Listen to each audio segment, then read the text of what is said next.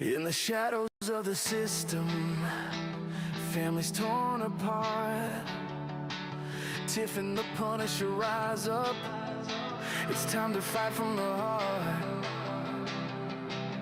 CPA's knocking at the door with lies and twisted files, stealing kids in the dead of night, erasing all our smiles. Courtrooms rigged, judges blind, rights stripped away so fast. But we know the Constitution, we're breaking free at last. Fight CPS, Expose the corruption, parental rapes, our revolution. Tiff and the Punisher, we're taking a stand.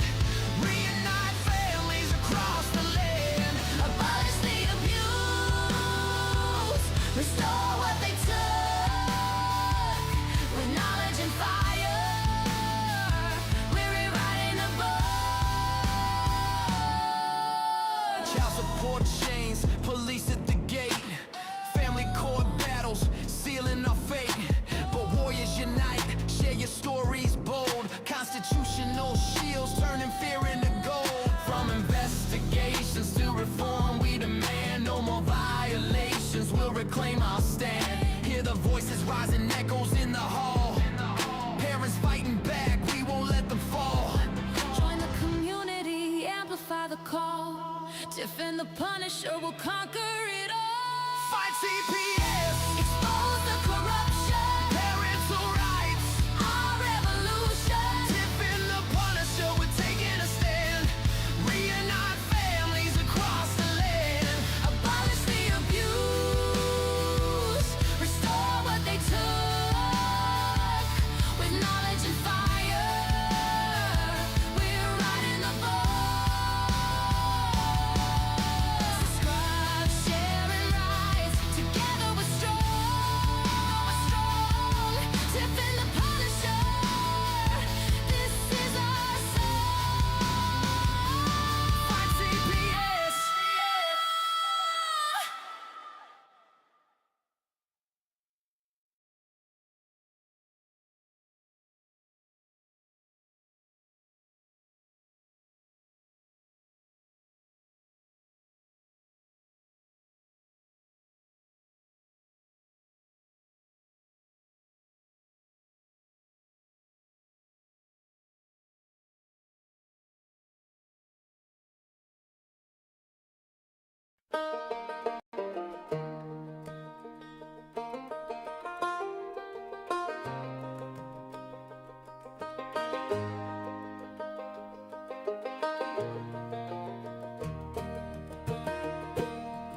We won't stand for corruption. We won't stand for stealing kids. This is the Tiff and the Punisher podcast, now joined by the angry citizen. This is a powerful trio, set out to spread the Constitution. This is a powerful trio, set out to stop the evil CPS.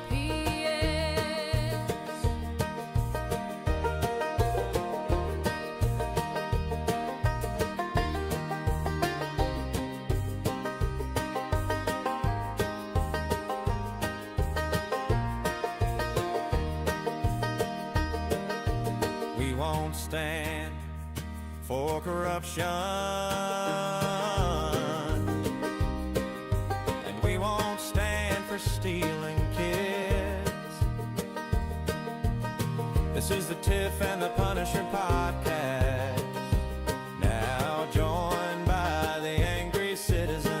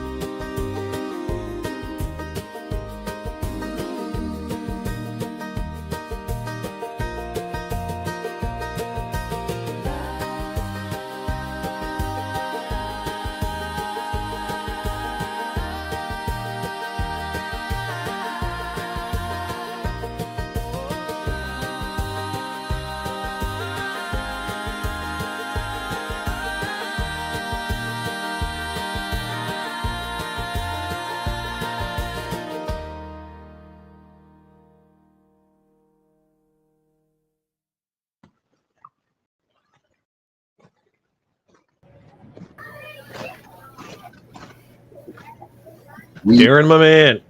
Mr. Dana, Tiff. Hey, there's our Steve-O. Bigler. It's Friday night. Are we excited It about is. Yes, Kingston said, "Oh my God, Yaya, look, there's a Barbie doll on your show." I said, No, "I know, this- isn't she beautiful?" It's so great. So here it is, guys. This is what we've all been waiting for here, and I'm really hoping that at the end of this, that everybody comes to an equal understanding where everybody stands, and I'm hoping that this doesn't end in any sort of an animosity or any sort of any goodness. I think that this is a positive direction that the movement could end up in. That's what I'm really hoping for out of this. I mean, I don't know. What are you thinking there, Tiff? Yeah, I'm hoping so too, because in all honesty, everybody that's in this movement has something different to bring to the table, right? Mm-hmm. And if we would all just come together and bring what we have, we really Amen. true. Well, we're getting somewhere here in Virginia, but Mhm. we could really move this thing so much further. But everybody wants to be attacking everybody and talking about everybody, and I'm over it. Mm-hmm. If you don't like us, don't watch us. That's right. Danny, Right. So what's your hopes here, buddy? I'm thinking we're going to have a rational, logical debate, discussion. It's okay to disagree. At the end of the day, I'm all about facts. I've said many times, as you know, the truth is the sword of God. All right. And I have opinions and I have ideas, and anything I say, any claim I make, I am prepared to back it up with facts. And if you think I'm wrong, you need to prove me wrong. And if you do, I will concede. Prove me wrong, I will concede. That's the core of the debate, the discussion. We present our facts, we present our evidence. If you tell me something I think is wrong, I will tell you I believe you're wrong, and I will show you why. That's where we need to go with this. That's right. So I brought in an extra special host for us right now. I brought in the legend himself, Mr. Vincent Davis. He's the one that got me even going in this whole podcasting world and everything. I sat with him for, almost a year on his platform, and he's the one that taught me everything. The one thing that sticks with me to this day that he says, Darren, there's two things that don't happen in family law. There's two things that don't belong in family law. There's two things that don't happen in there. The truth isn't told, and the law isn't argued. And those are the two things that I remember that Davis always told me. I know I said it wrong. I'm sure he's going to correct me. But let's get him out here and let's see what he. Bring him in. What he Let's said. hear him say it. Let's hear Mr. Davis say it. Mr. Davis, Good evening, all. how are you, sir? I'm doing great. Thanks for having me on. I really appreciate it, Darren. This is exciting. This is The exciting. mentee has become the mentor. No, Nice. Mr. Davis, you will always be that, my friend. Always, always. I still, to this day, I still speak highly of you. I talk about you all the time. Well, thank you. I appreciate that. I want to say one thing to Tiffany. Mhm. Young lady, you have it exactly right. We cannot be fighting each other. Thank I've you. been in this movement over 30 years, and I've seen people just fight and tear down each other. Mhm. We are not the enemy. The enemy is CPS. Don't ever get that twisted. We need all of us to vote as a block Thank you. nationwide, state to state, federal, Mhm. and we need that person you disagree with. Mhm. So, Tiffany, you are exactly right. Let's join together despite our differences and make a change. I love this guy. I told you, Mr. Davis is the damn man. Dude, I've been saying this for so long. And let me say this. The devil loves discord. The strongest power the devil has, the devil loves to lie, and the devil loves discord. And that is getting his enemies to fight among themselves, because he doesn't have to spend one moment of energy fighting against people if he can get them to fight each other. We have to That's right. stop that. and unite on what we agree on. Hey, Mr. have you ever put 5 or 6 crabs in a small bucket and watch that no crab will ever make it out? Because once one is trying to get out or making it, the other one pulls him down back into the bucket. We cannot be crabs in a bucket. We have to support each other. We have to get our votes. We have to change laws. We have to vote in the right judges. If your state, has voting for judges. And this is done by people who you disagree with. Mhm. Well said. So let's get ourselves together. I love it. Thank you. I love it, Mr. Davis. That's great. See, that comes from the man right there. You Slam realize between Tiffany and him, you have over a half a century of skill and workmanship in this industry. But Davis, I gotta taunt this for you because I know that I was with you first and you were my mentor, you still are. But Tiffany has one of these, Mr. Davis. Look at this. Oh, wow. What was that? That's the NAACP Presidential Award that she won this past. Wow. Yeah, so she's great. I couldn't have gotten a better second to you, Mr. Davis. But that all being said, we got Jessica Saxton and we got Lewis Ewan back here, and those two are they're ready to tell us what they know, what they don't know, and we're going to hear what it is that they needed to say. That they're all fired up. So let's get Mario. Let's do like a little intro of each of them, and then we'll let them go at it. Right? Fair enough. All right. Let's bring out Miss Saxton first. We'll bring her out. We need to find her here. No, she's here. And there she is.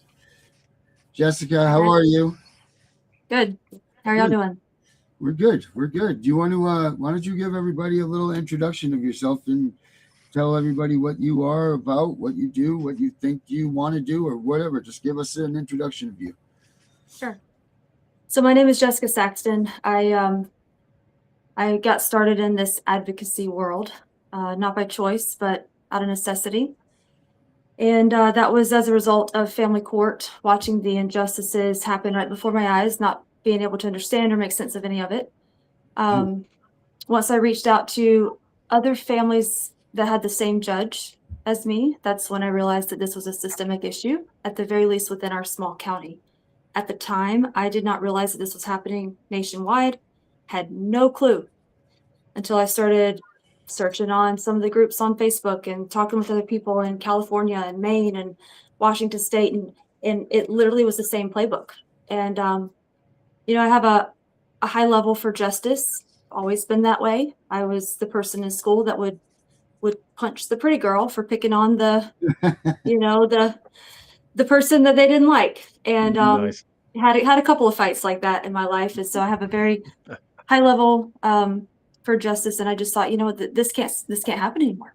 And I don't know what to do. I mean, I technically started this publicly on April 8th after they took my daughter. So less than a year. And I'll be the first to admit that I didn't know at the time what I was doing. All I know is that we have to expose injustices that's happening. We must get these children back to their families. And we've got to abolish family court because they cannot continue to profit off of the destruction of our families. And so that is my main ministry. That's what I'm out to accomplish. Awesome. Well said. Very nice. Fantastic. Do we have any questions for Jessica? Anybody here on the panel? Or do we any questions that you want to come up with real quick? Or do you want to move on to Lewis? Mr. Davis, you got any questions? What state and county is she in? I am in Blount. My case is out of Blount County, Tennessee, which is the neighboring county south of Knoxville. So that's where it all started for me. Do you know Connie? Connie Regule?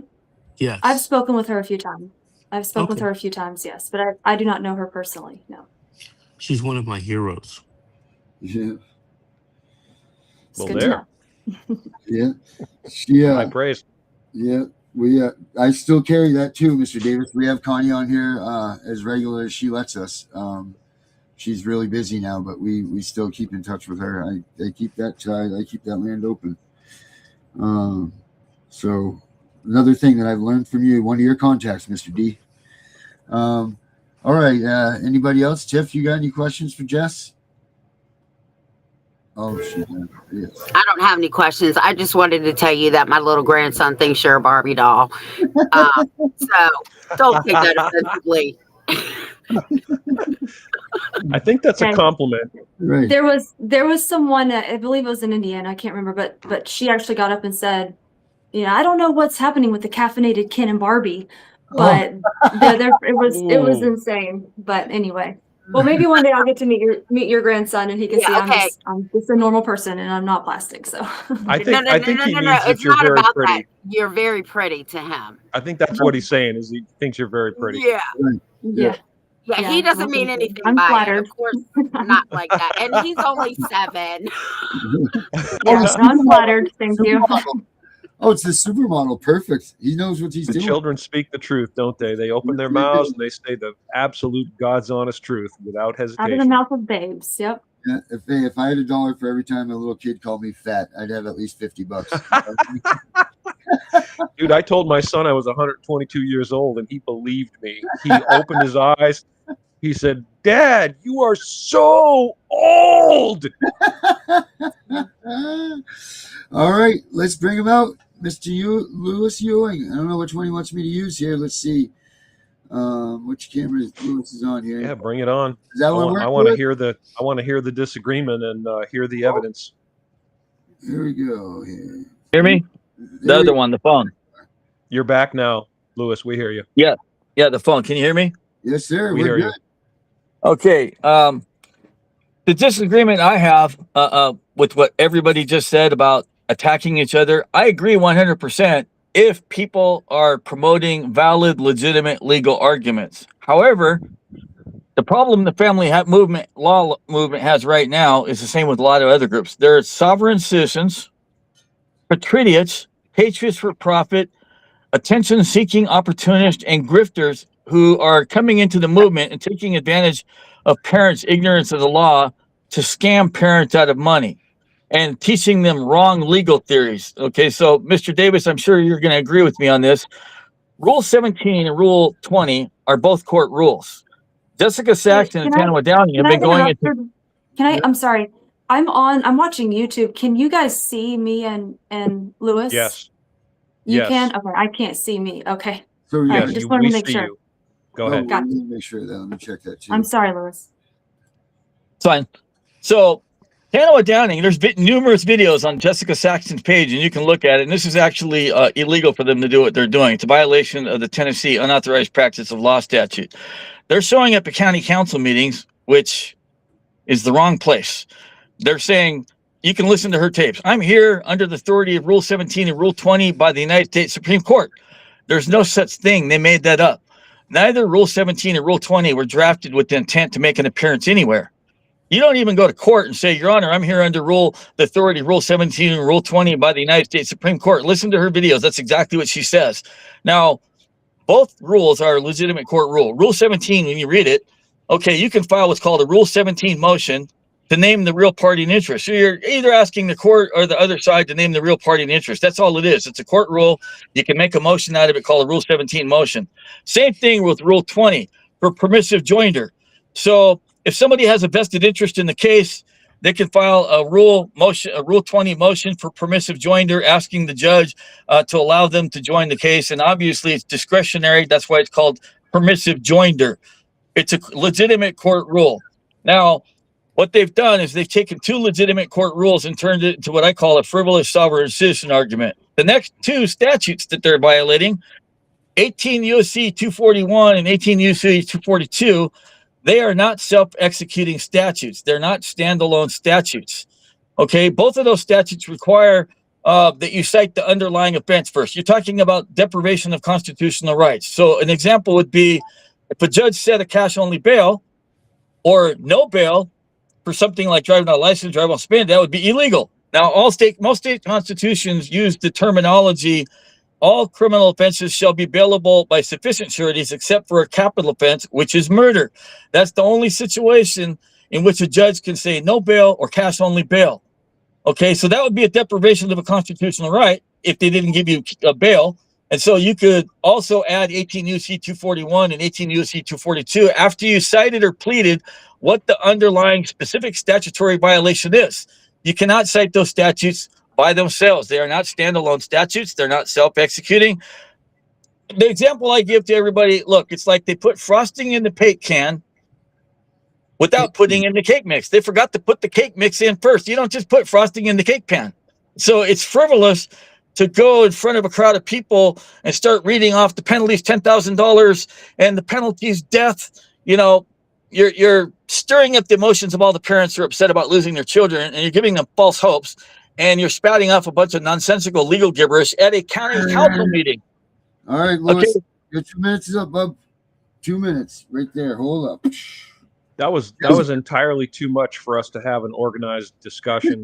You just made like 100 different points, accusations, including some disparaging labels like grifter.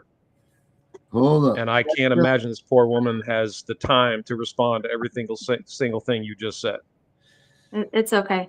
Yeah, he's Louis, you're very good at talking very quickly, which I am not, because I'm from the South, and so that's something that I had to learn. So speed up how I talk. So I hear what you're saying, Louis, and I understand why you would say these things, especially if you have studied the general and typical traditional practice of law, which it sounds like that you have for, I think you said 20 plus years, 25 plus years. So for a very long time.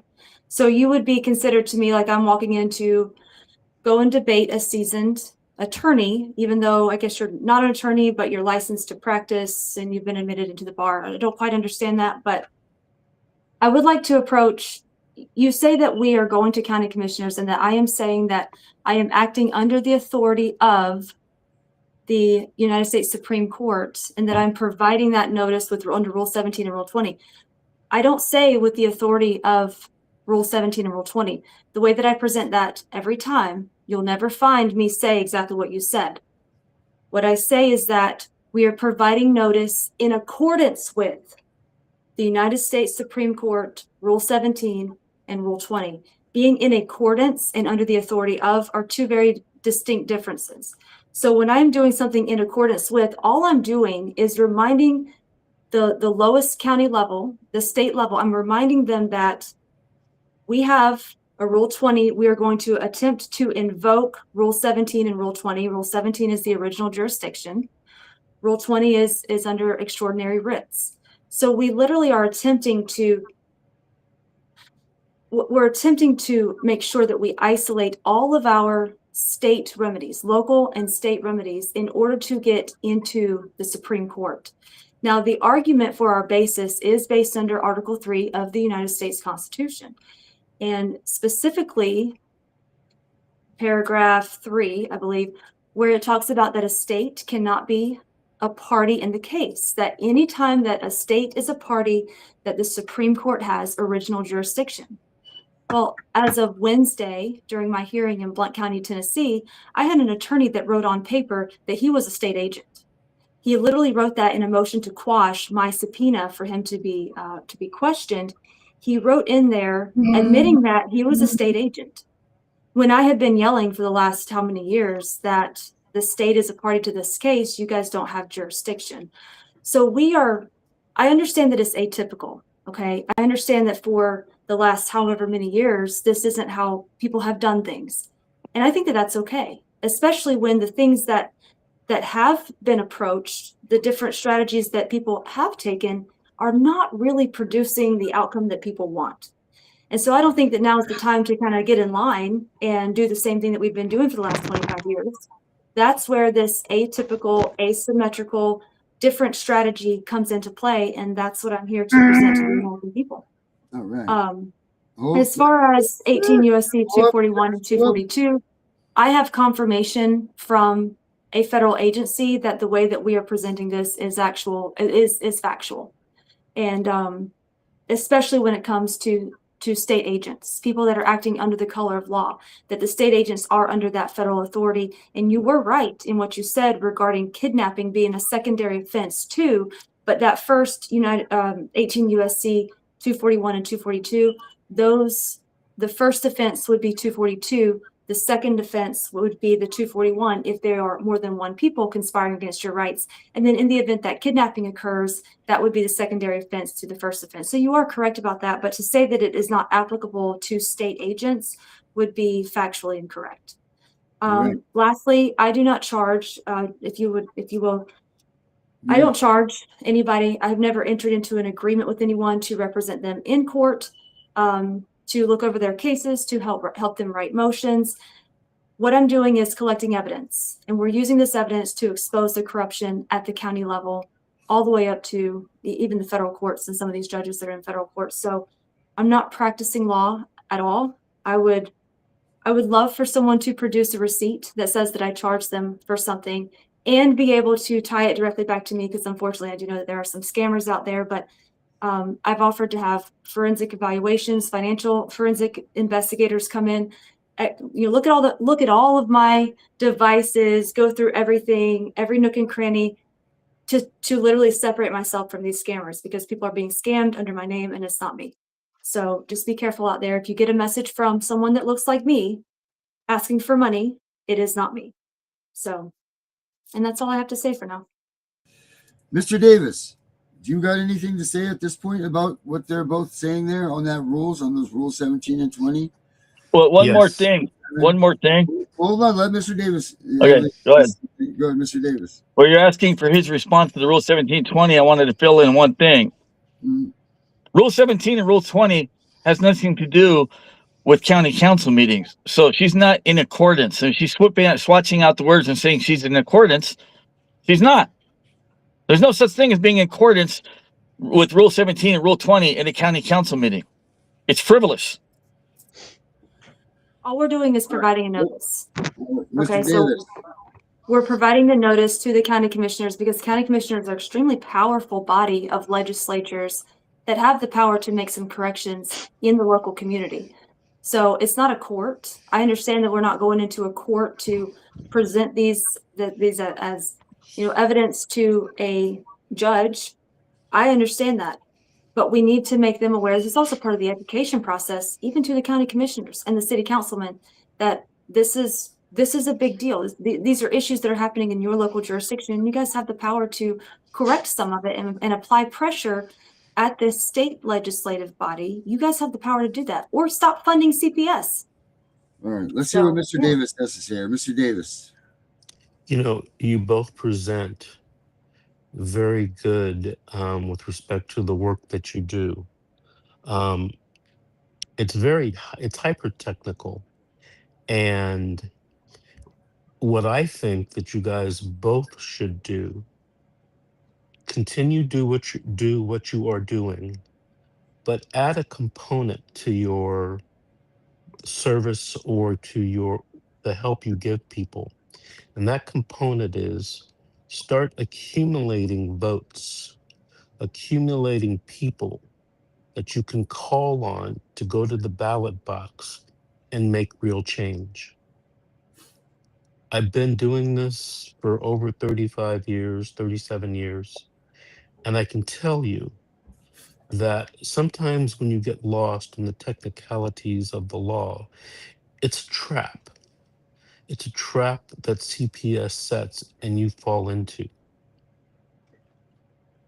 Continue what you're doing, but get people together on a database in your state, in your county, in the country that can get together and vote. I don't know if you guys know this, but all of these laws in every state and county are based on federal regulations, not even federal laws passed by Congress. They're federal regulations passed by an administrative body that all the states have to comply with because of the federal money. Get your congressman or your congresswoman together and talk to them, lobby them for change. Here's one change that I would suggest. ICWA, has some very stringent laws with respect to when you can take an Indian child away and what you have to prove to keep that child away. That shouldn't just be for American Indians, it should be for all American citizens. Give these people, these parents, the right to vote, the right to have a jury trial, Mhm. right? Give them the right to, leave out hearsay. I don't know about your state, and in my state, hearsay is admissible. That's an abomination to the evidence Really? codes. Yeah. Not Wow. only not only is hearsay admissible, but multiple hearsay is admissible. And the rule is if it's in the social worker report. But most trials that I do, judges tend to let in hearsay that's not even in the report. Wow. So you can only change that one way. It's not by marching. It's not by complaining. It's by getting people together and voting. Thank you. That's very good. Thank Mr. you. Davis. That's the All right. very thing I've been saying for years myself. And every flipping time I bring it up, some Yahoo leaps up to tell me why I'm wrong and it won't matter and they don't care and anything they can do to shoot that down. And brother, you have said exactly what needs to be said. We need to vote in the people that are going to do the damn job the way we, the people, need it to be done. And if one more thing very quickly, and then I'll yield to you, Darren, to go back to subject matter that's relevant and that we're talking about. My initial, Lewis, when my initial impressions of when you were describing your grievances or your disagreements was a hint of venom, bro. It was more than just I disagree with what you're saying. You used the term grifter. That's a harsh accusation. And I don't know this woman. I literally just met her. But I'm not getting one little hint, the tiniest hint of grifter. So I would ask you to rein that in and ask yourself if that is in fact justified, because I don't really believe it is. Maybe you disagree with her and maybe she's doing something wrong. Okay, I don't know.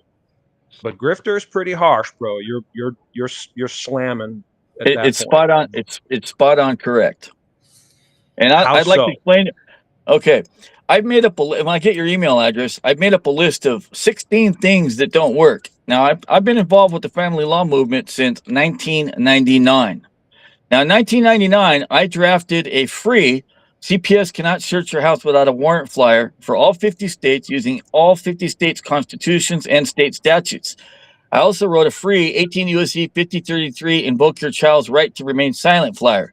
These two flyers have caused dozens of children to be returned home. These flyers have caused dozens of children not to be even taken in the first place.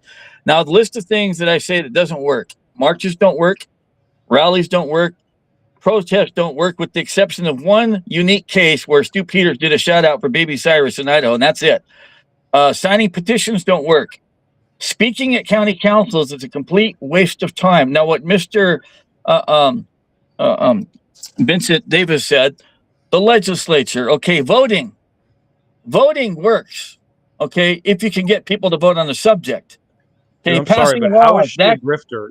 You're not answering my question. How okay, is she okay, a got it. grifter? Got it. You go to a county council meeting and you speak and you ask for donations to get there to speak. At the end of the meeting, no child is returned home. What's next? Okay. When are we going to stop CPS? When are we going to get children home? And then they say, well, we want to go travel to the next county council meeting and we want more donations of money. Okay. Now they do a second county council meeting and speak, and they've posted it on Facebook, which is all about me, I, because these people are attention seekers. And so at the end of the second meeting, they got to speak. No children have been returned home. None, zero, zip, nada. What are we donating to? You're just adding more accusations. These people are attention No, seekers. It's no, an we're accusation, adding more facts. characterization. You still haven't I shown me how respond? she's a Yes, grifter. yes. Go ahead. Please Can I do. respond to some of this stuff? Sure. So first of all, it should be known that aside from having a LinkedIn account, I was completely off of social media since 2017, just after my son was born. That being said, I don't have this strange desire to have some type of social media or spotlight or whatever. As a matter of fact, if it was up to me, I would crawl back in a hole and close all my social media accounts down, and I would never be seen again. That's kind of where I'm at right now. Amen. I'm right there with you, Jessica. Believe me. Yeah, I really am doing this because people need something to believe in.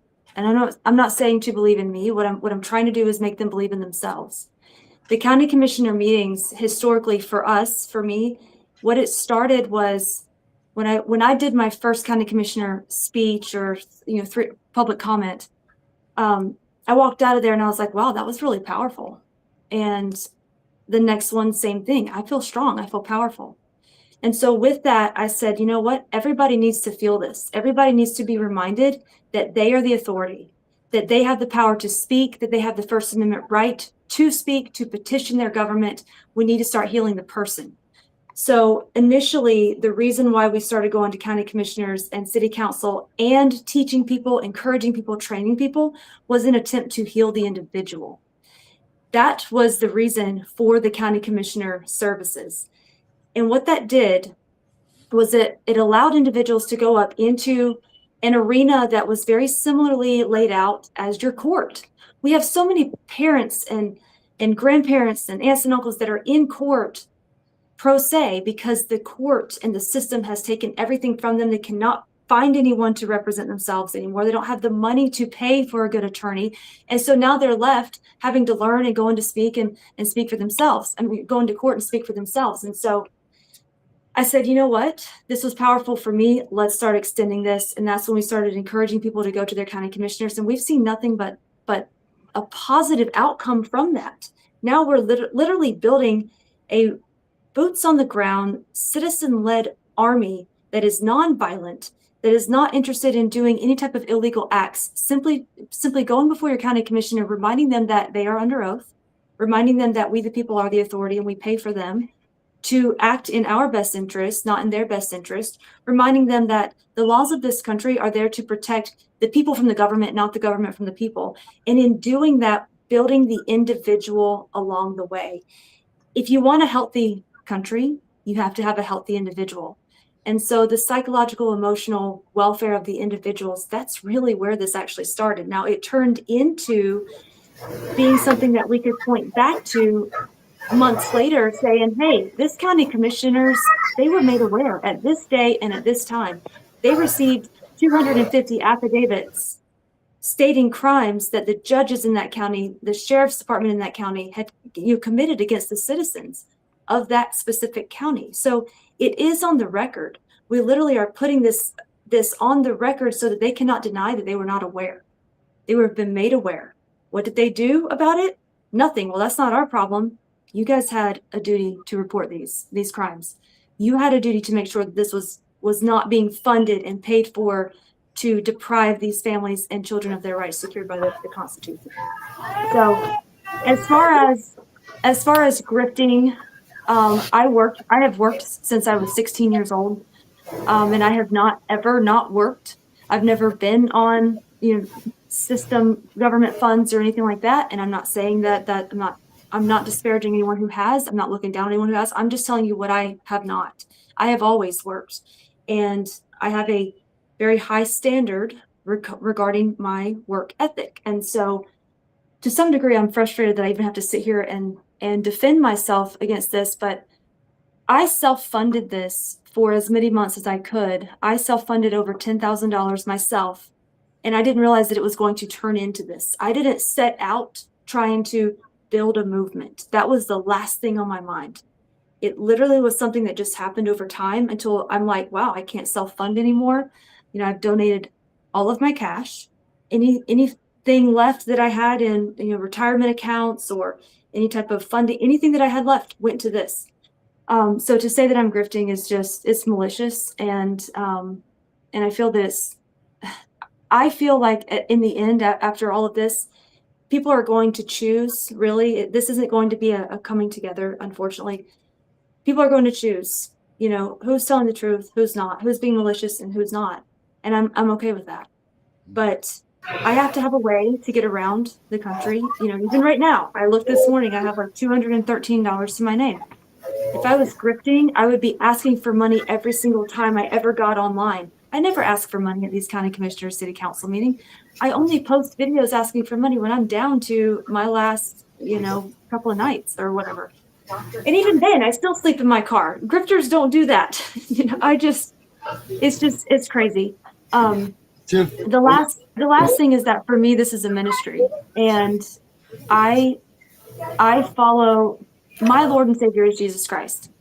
And if I am going to answer to anyone one day, it's going to be him. And if I have done something that was wrong, either with money or financially, I'm trying to, get some money from some people who don't have money in the end, then I know that I'm going to be held accountable for that. And that's not ever going to be the case. So anyway, Tiff, um, I'd like to I can't put a remember cap on everything. that. hold on. Tiff's got something to say here. Tiff, go ahead. You muted me. Oh, I didn't mean to. I'm sorry. My bad. You're unmuted now. Now you're not muted. Now is your Okay. chance. So I do disagree, and I'm going to tell you why I disagree with one part of Lewis, and I've talked to him about this. My little protege, I love her. My little Claire has spoken at all the town hall meetings. Okay, everybody that was involved in her case has quit, been fired, left the state. They're under investigation now. They shut a whole CPS department down here in Virginia because these people were coming to town hall, bringing receipts. This is what happened. This is what happened. I proved my point. So the town hall things, they do work. And Okay. Jessica, they're not putting them on notice like you are, but I'm telling you, they are very, very powerful. Yeah, Well, that's Tiff, true. And we've had, if one more thing, just really fast. We have had reportedly, we've had over 10 judges that have recused themselves from individual cases after serving these notices. So that's one thing. We also have had state representatives that have reached out to us due to these services and asked what they can do. I'm not at liberty to say, but you're going to see some judges that are going to be on the docket for being impeached through the legislative branch. And that was a direct result of these services that we provided. And here's the thing, it's not all me. Many of these counties where we had all of the families show up, 70 plus families or individuals showed up in Beaufort County, North Carolina, Maricopa County, Arizona. There are a lot of families that showed up there. It's the families, it's the people that are coming together to really raise some noise. But you're going to see, I believe, very, very soon, one state that's going to have several judges put on at the legislative level to impeach these judges because of the evidence that we gathered. And that's all we're doing. We're gathering evidence, we're presenting it to the county commissioners and letting them say yay or nay, and holding them all accountable. So that's it. And I'm glad that you had success, Tiffany. Mr. Davis. Your mini-me. So we have someone that asked. They said that you didn't answer this. Can you please go and I don't know if you were going to add something or you were going to explain the 17 and the 20. Can you hear me? Do you have anything to say on that? Like those two? Yes, sir. We can hear you. Do you have anything to say on the rule 17 and 20 and the way that it's used? Do you know what they're speaking about? Do you have anything that you can apply to that conversation? As far as like, is he right? Is Lewis right? What he's saying? Is Jessica right? What she's saying? Are they using these rules 17 and 20 as properly? Or are they out of context or someone misunderstanding? Do you have anything on that, Mr. Davis? Yes, I can tell you that they are both using the rule in a way that advantages them. You know, one of the things I've learned at the age of 67 and practicing law for almost 40 years is that the law is not black and white. And it's the job of the advocate to use the rule to further their agenda or to further their arguments for their client. I can tell you one thing, that these two people would help more people if they worked together. Now, the young lady said, I don't think that's ever going to happen. And I'd ask her to reconsider, because you both have valid points and you both can help each other. And I know you've heard this before, 2 is better than 1. So consider that. You guys are not enemies. We have an enemy. It's called CPS. Focus on that, not on each other. And by the way, as an attorney, I charge money. I saw a couple of my clients on this broadcast. You can ask them. So I don't have a problem asking for money if you're providing a service to someone. And young lady, if you don't get any money, you will dry up and you will blow away and you won't be able to help anyone. So you better figure out, you had better figure. So I refuse to accept money, and the reason why is because there are some families who have more. There are some individuals who can help the cause, and there are some families that cannot. And so I'm not going to be part of this traditional system where pay to play. That is not for me. I am here to cause some type of a systemic change. I want to try to get this so that it's an even playing field across all of the states and all the counties for all the families. And so I'm not going to deprive one family from having the same type of services, if that's what you will, because they cannot pay. And so it's against what God has charged me to do, honestly. And I am in a position where if I don't have the funding that I need, then that's maybe God's going to tell me to go back to Tennessee and get a job and be a contractor for the next, government or whatever. I'm just saying, I'm going to wait until I don't have the financial means anymore. And then that will be God telling me to move on. And that's it. So I disagree with you, because God's not going to tell you that. But if you think he's telling you that, that's between you and God. But you could help a lot of provide people. The funding. Okay. Mr. Davis, I feel like you ignored Darren's question. So I'd like to ask you some yes or no questions. Does Rule 17 say anything about making an appearance at a county council meeting, yes or no? Not that I'm aware of. Does Rule 20 say anything about making an appearance at a county council meeting, yes or no? Not that I'm aware of. Is Rule 17 a court rule, yes or no? It depends on what state you're in. Well, there are a few states that have a similar rule about naming the real party in interest, and they do use a different number. But the fact is, most states use Rule 17 to name the real party in interest, correct? What set of rules are you referring to? The civil rules. And you can look at the federal civil rules of procedure, Rule 17. Okay, hold on a second. There is something called the Federal Rules of Civil Procedure. Yes. They apply primarily to is in the U.S. District Court and the U.S. Court of Appeals. Yes. Yes. 100%. People have talked about going to the U.S. District Court. A county council meeting or a city meeting is not the U.S. District Court. By there you go. Definition, if you look at, I think it's FRC. I think if you look at FRC or something like that, those rules only apply 100% to the U.S. District Court. Now, I don't want to say they don't apply elsewhere because they've been adopted by, maybe some tribe or something like that.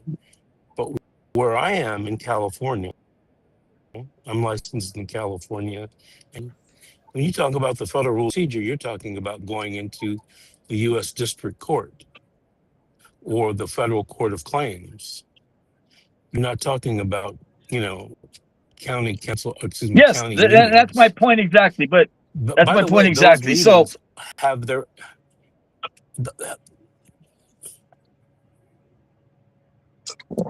those you just made my point. By the way, have their own rules of procedure. You just made my point. Federal Rule 17 applies to federal courts, and the state Rule 17 applies to state courts, correct?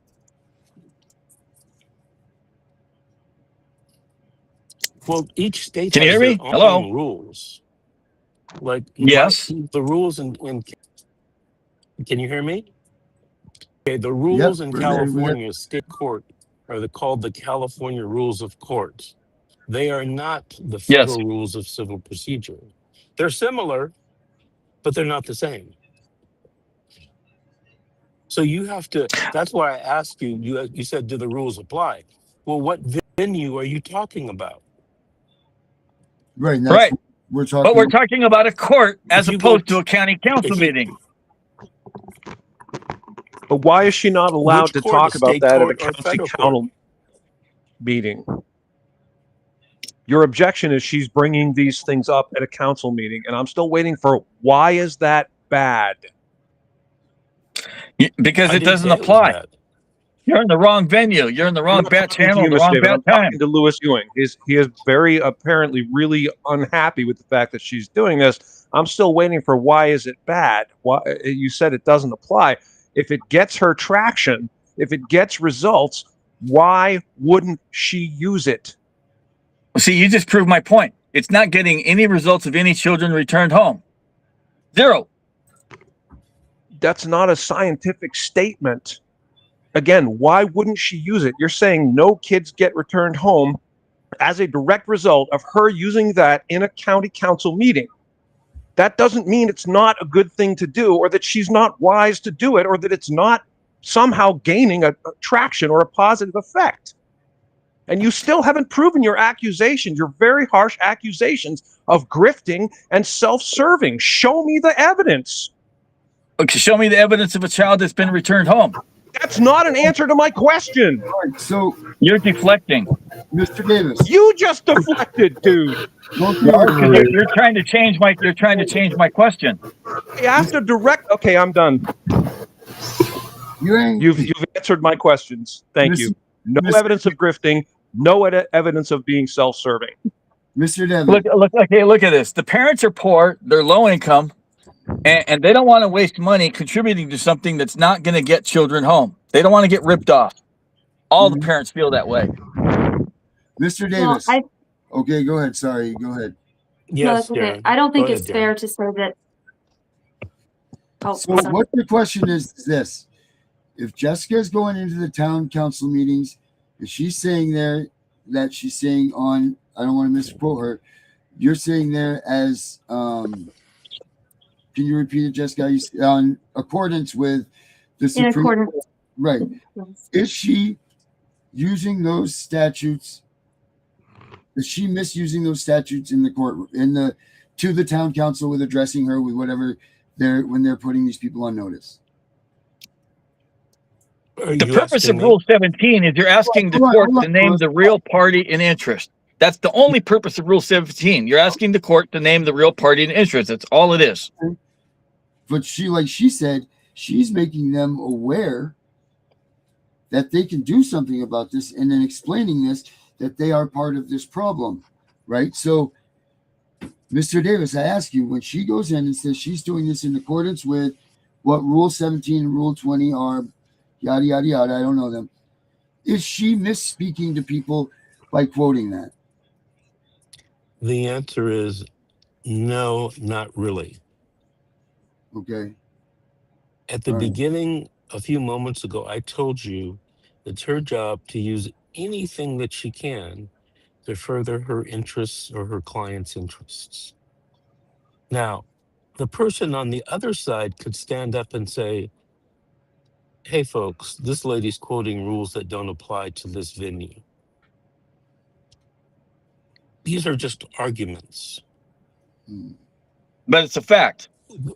Well, you see, facts are a perception of the receiver. You can use authority like Rule 17 anywhere if it becomes persuasive in the mind of the listener. Thank you. Well said. Perfectly said. You use what works. You use what's effective. Correct.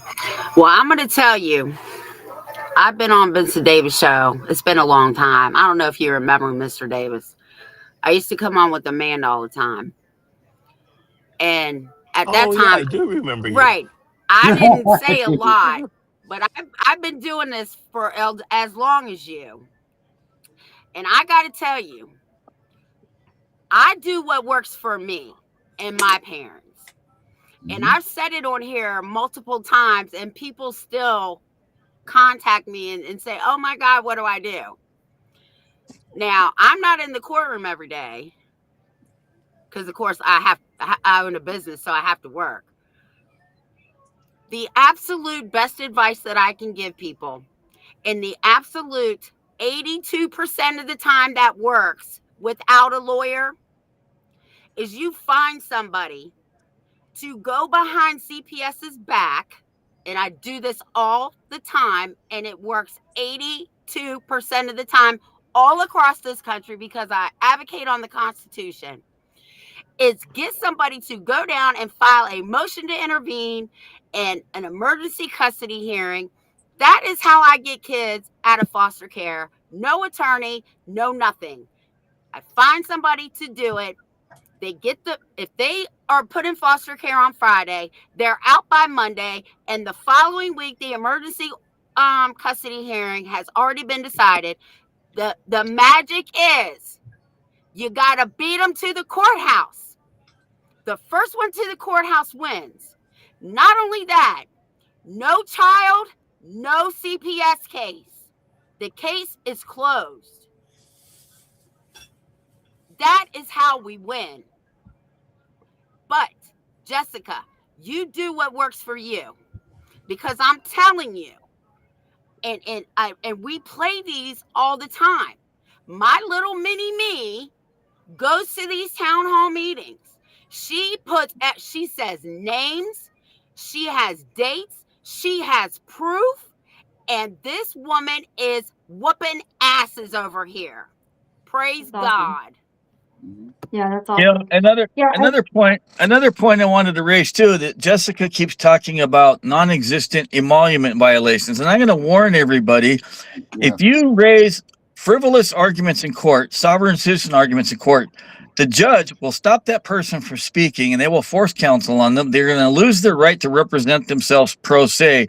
And here's another thing: I want you guys to look up this lady's name, Neely Blanchard. She followed the advice of a sovereign citizen who invented the E-clause. The emolument clause argument was a guy named Christopher Hallett. She got inside information that Christopher Hallett was working with CPS to help steal people's children.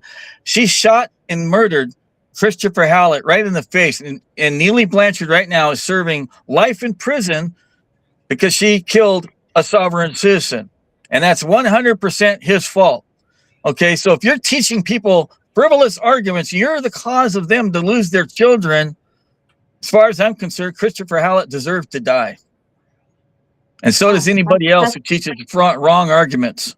That's, again, pretty strong language, Louis. But just to clear the record, believe in it, 100%. I do not present myself as a sovereign citizen. I was actually interrogated and detained by Homeland Security back in July for someone falsely making an accusation against me, threatening a judge. And when I was detained, that was one of the questions that they asked me. And I thankfully, I had all of my evidence for court there. So I was actually able to show the Homeland Security officer who was asking me all of these questions, the evidence that I had against the judges, the guardian ad litem, the attorneys, the clerk of court, all of these things. And it was funny how that was flipped, because by the time I finished with my interrogation, he was referring me to go directly to the FBI that evening based off of all of the evidence that I had there, because I was prepared for court. But he asked me specifically, do you classify yourself to be a sovereign citizen? And I said, no. Why would you say that? And he said that that was one of the things that was put through the allegation on their tip line, that I was pretending to be a sovereign, or I was a sovereign citizen. And the answer to that is no. I don't subscribe at all to the sovereign citizen ideology for several reasons. One, I do think that it's a psyop. For all of you guys out there, it falls right in line with every other psyop that the United States, through CIA, through DARPA, through whatever else, has already done to the United States, citizens of America. And so you got to start looking at it. This whole sovereign citizenship movement, it is a psyop against you. That's the number one reason why I am out on the whole sovereign stuff. What I am trying to do is bring the Constitution back to a state in America where everybody has the rights that are secured in this document, in this foundational document, so that when we walk into court, we actually have a right to a jury trial. Doesn't matter what court it is, we have a right to a jury trial. That our children cannot be removed without due process of law. That anytime our property is taken for public use, that we are compensated, just compensation under the 4th Amendment. Or maybe that's the 5th, I can't remember. Anyway, I'm just saying, there's a difference between this sovereign citizen ideology and what I'm doing. And what I'm doing is simply trying to make it so that all of the laws of America apply equally, that we don't have a two-tiered system of justice here, that the judges can commit crimes against us, attorneys can commit crimes, CPS can commit crimes against our families, and we have no remedy. No, that's not appropriate in our society. Another thing is that judges cannot create law. They should not be allowed to create law. Contempt of court is the most asinine thing I have ever heard of in my life, because we don't have the ability to question our accuser when we're held in contempt of court. They haul us off, and many states, you don't have a bond. You know, that's crazy, right? So everything that I'm doing is constitutionally focused. And if people want to say that it's sovereign citizen, I'm just going to say that no, it's not, because I'm not going to be part of another PSYOP that is played against the American citizens. So Jessica, hold on. You just came up with a great comment right there, and I want to shift us around a little bit, because we're going to just beat a dead horse here. Remedies. Let's talk about remedies. How do you see CPS? How do you see what you're doing, and how does it relate to leading your movement to the end game? Like, where do you see the movement going with how you're taking the movement down the line? And you too, Lewis, I don't know which one of you want to go first on this, but you guys are taking a group of people down the line. Where do you plan on this thing coming to a halt, or how do you plan on it getting there? Do you want to start with that, Jess, or do you want to start with Yes, please. So yeah, I'll be honest in that I don't know. I don't know how long it's going to take. I don't exactly know where this is going to go. I do know the things that I can definitively say that have happened because of the actions that we have taken. And when I say we, it's a lot of people that are working together by the scenes. We have an amazing team with Justice Without Limits. I mean, I might be the person that you guys see the most, but we have a lot of people that are working behind the scenes to make all this stuff happen. To date, we've had over 10 judges that have recused themselves. We actually did have one father who he went from 0 visits with his daughter to supervised visitation, and now he's getting ready to have his final hearing to receive his daughter. And that was within the timing of when he served the affidavits versus when they said, okay, you know, you can have supervision. So there's one. I know to many that may not seem like a lot, but it's important to understand that these things are really happening. The other thing is that we have 3 judges and 1 magistrate under investigation in Tennessee with the Tennessee Supreme Court Judicial Board of Conduct. That is a direct result of the things that we've been doing. And there's many more of those to come. Now, what I'm foreseeing in the future, what I hope will happen in the future, is that we hold the judicial branch accountable. Because at the end of all of this, I understand some people are after CPS, some people are going after the bar, some people are, you know, approaching the legislative branch, and all of that's good. I am not going to say not to do those things just because it doesn't fall in line with my strategy. My strategy is the judges. My strategy is that we get these judges under investigation and we start slowly impeaching them, or we have them criminally prosecuted through grand jury indictments, which I understand people are like, well, that's a far-fetched. That's never going to happen. I'm going to disagree with that because it already has happened. It's called Operation Greylord. And as a matter of fact, we are literally 2 days shy of the 42nd anniversary of Operation Greylord in Cook County, Illinois. If you're not familiar with that, you should look it up. But that was where the FBI came in and arrested judges and attorneys and the sheriff's department and police officers and all of these people that were involved in a racketeering scheme against the people of Cook County. I think that that's going to happen again, but it's only going to happen if people are able to consolidate their evidence, get these judges under investigation, be able to go to the FBI or the DOJ and present a case, literally a case that will give them the power to be able to investigate. a lot of people, and I didn't realize this either, filling out the form on the IC3.gov or whatever it is for the FBI, filling that out and expecting something to happen is a far-fetched. I mean, you almost need to say an alien landed in my backyard in order to get a response. And that's unfortunate, but it's the truth. And so with these dossiers that we're filing, the dossiers are literally styled like a presidential dossier, and they take a long time to create, but I'm willing to do it. I'm willing to teach people, other people how to do it. As a matter of fact, we have teams that are now ready to operate in that manner to where they're putting together these judicial dossiers. When I say a dossier, I'm talking about 2 reams of paper worth of evidence that is sitting compiled in a palatable manner so that the Supreme Court of Tennessee can look through that and say, wow, yeah, that mom did strangle that kid, and Judge Harrington let the strangler have the kid. That type of stuff. So that's what we're doing right now. I think I might have got off track. Did I answer your question? I'm sorry.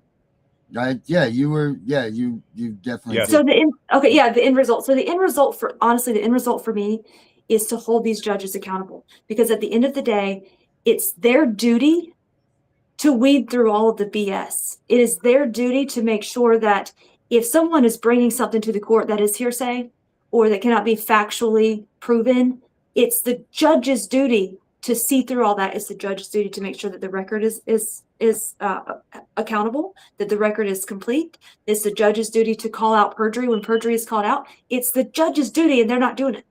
So really, that end game is for the judges, and we need to have judicial accountability across this country, maybe all the way up to the Supreme Court. But something's got to change. Well said. And that's what I'm going.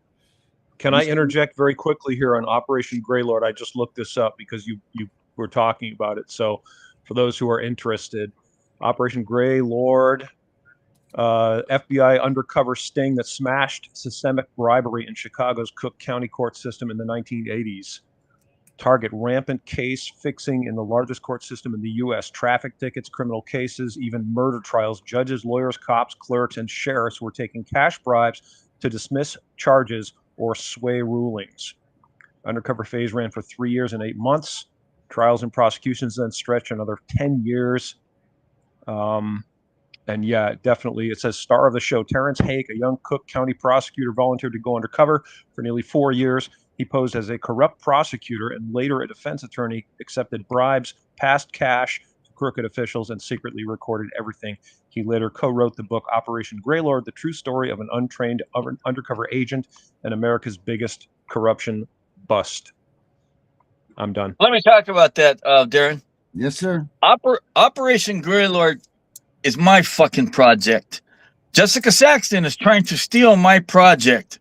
Louis Ewing, Operation Greylord CPS groups. Literally, the day after they and her group of people got my Facebook disabled, Jessica Saxton announced in a Zoom meeting that she's going to do Operation Greylord 2.0. Now, everything you heard Jessica Saxton say, I got one question for all of it. All the things you said about what we're going to do, what we're going to do, and what you're doing and what your group's doing. Can you give us a single court case that you've ever won, that you wrote a motion or a brief for where the judge granted your motion and you won the case? This is my point, folks. You can't follow somebody who has never won a case. Okay? In 2004, I beat the largest multiple felony count prosecution for manufacturing marijuana in the entire United States. I'm the lawyer who beat the largest aerospace corporation in the world, and I forced Boeing to publicly announce they were no longer going to enforce the Joe Biden vaccine mandates. Operation Greylord is my project. She's not capable of doing it. She's not qualified to do it. She doesn't have the legal knowledge or the legal skills to pull it off. In fact, about a week or two ago, Jessica Saxton committed a felony crime on Facebook, recorded a fake 911 call, which under state law is a misdemeanor, but under federal law, it's a federal offense to make a false report of kidnapping to the FBI and a criminal complaint line. If they took a look at that, they might charge her, except for the fact she's a woman. Woman seems to get off on this kind of stuff. But she doesn't have the legal skills to do Operation Greylord. Only a high-level prosecutor or a highly experienced criminal lawyer could do Operation Greylord, period. She didn't claim credit for it, Louis. No, but she's trying to take it over. She's not trying to take it over. She just was referencing it, dude. What the? I will. No. Tiff, what do you got? I know what he's referring to regarding the FBI report. And that was a case that I had looked over and collected all of the evidence in that mother's case. It was baby Cairo. And I could not pinpoint one reason, one legal reason as to why CPS came in and removed that child and put them into foster care. Not one. And so that FBI report is 100% truthful. And as a matter of fact, I should probably call the FBI again and follow up with that. So that wasn't a felony. That was me operating within our duty. We have rights and responsibilities. We also have duties. And it's our duty to stand for those who cannot stand for themselves. And at the time, Chantel, the mother, she was not mentally able to make that phone call. She just wasn't. Her newborn child had just been taken from her from the hospital. And so that's what I did. And we had other people. We had many other people that called the FBI and reported that we have state kidnapping that's happening. And, you know, Lewis, I listened to the things that you're saying, and it's unfortunate that you're attacking me in the manner that you are, because even if you disagree with some of the things that I'm doing, that still does not negate the fact that there are people who need someone to call, even make this simple phone call to call the FBI for them on their behalf, to organize, to try to make it so that, you know, just like in Cook County, we were actually in Cook County yesterday, and I brought this up, and we had, I don't know, maybe 15 individuals that came out, and they were all like, thank you so much. I did not know that there were this many families in Cook County, and we all showed up at the county commissioner meeting, and most of them spoke. Some of them did not, but most of them did. And just with that, you know, I use the platform that I have. I use it for the benefit of everyone as much as possible, and including bringing people together. You know, did you guys have something else that you wanted to say? Because Lewis has asked a bunch of questions, but I actually have some questions that I would like to ask him and have him respond to. Oh, go right ahead. Go ahead. Go for it. So, Lewis, I would love to hear these. I pulled up your consulting contract, and it says here that it is non-refundable consulting fee schedule for those who want more information, but before they spend any money for your non-refundable consulting fees. Now, it looks like here that your non-refundable consulting fee is $1,000. Is that correct? No, that's not correct. Let me explain my consulting fee, folks. The chief attorneys in my area, Washington, Oregon, Idaho, Utah, North and South Dakota, Colorado, Montana, they charge $5,000 to $10,000 as a retainer. You get nothing, no paperwork for the retainer. I charge a $3,750 consulting fee. Now, the only thing my consulting fee has in common with an attorney's retainer, yes, you don't get any paperwork. What you're paying for is 25 to 30 plus years of legal knowledge. Now, the attorneys, they pocket that $5,000 to $10,000 without even looking at your case. I have the potential client send me a copy of their entire court case file, and I have them write their own statement of the case from A to Z, whatever the problem is in their case. Doesn't matter what kind of case it is. I do mostly criminal cases. Now, I also have them read the police reports, and if there's CPS involved, they have them read the CPS reports. If there's guardian ad litem involved, they have them read the guardian ad litem reports. Before they send me their file, I want them to write their rebuttal of the police reports. If the cops lied about anything, tell me what the lie is, names of witnesses, how you can prove it. Number two, if the cops, social workers, or guardian ad litems left anything out or omitted anything, you tell me what they left out, what they omitted. Or number three, if the cops or social workers or guardian ad litem put anything out of chronological or numerical order of how things happen 1 through 10, I want you to rearrange it 1 through 10. This is what I tell every potential client before they send me money. I send people that consulting fee notice in advance before I get any money out of anybody. So there's full disclosure, which I give, that the attorneys don't give about the retainer. Now, to my consulting fee notice, I attach a flyer called Attorney's Retainer. Now, many years ago, I was walking in downtown Seattle, and I decided to pay a visit to the Washington State Bar Association headquarters, and they had a stack of newspapers on the counter, and asked the secretary, can I take these home? And she said, sure. I couldn't believe what I was reading that night. Okay. They had a case in there from California. Question. God damn it. You know what, Derek? Tell that guy to shut the fuck up. Yeah, Dana. There's something wrong with him. He's one of them He's one of those sovereign citizen types. I could tell right off the bat. You say it to my face, dude, you get your teeth knocked out. Say it to my face. Bring it, ass. Yeah. Bring it. All right, My address is 4731 State Route 109, Mo Clips. Bring it. Okay, stop. If we can't play nice in the sandbox, we all got to stop. You wouldn't last 30 seconds with me, punk. all right. I don't advocate for violence. Just so everybody knows, I don't advocate for violence. Stop. I didn't see that one coming. Anyway, I didn't Hey, either. dude's got a mouth. question. I'm explaining the law, and he's being a jerk. No, you're absolutely right. He's not acting the way he should. No, I'm talking about the law. So I was reading this article in the newspaper and asked the secretary, how many attorneys are there in the state bar? And she said 30,000. When I went home, I couldn't believe what I was reading this night. From California, the state Vincent Davis is in. This case says an attorney's retainer is considered a gift, a donation. This case says the attorney's retainer is considered earned at the time you gave the money, regardless of the fact the attorney has not performed any services for you. Like, what a scam this is. And then the final kicker on the case, this California case, says that the only thing the attorney is obligated to do is to give you a return phone call. So I've actually been on talk radio shows making fun of this and saying, folks, don't worry about me not calling you back. I'll be calling you back 2-3 times a week to send me more money because you're a sucker if you pay an attorney a retainer, because it's an absolute ripoff. They don't even look at your case. Now, when you pay me a consulting fee, because I want Jessica to know what people are getting, because that's what she's hinting to about how much it is and what did they get. Okay, so I read their whole case file. I take a yellow highlighter pen and I highlight every statute, court rule, and case law cited in the paperwork. I highlight dates that are important for jurisdictional or speedy trial purposes. Then I go on to the government website and I download, save down, and print out a copy of whatever statute they're using against them. And then I hop in my car and I drive 2.5 hours one way to the law library in Olympia, Washington, my state Supreme Court capital. I got to pay $2 an hour parking, 15 cents a page a copy.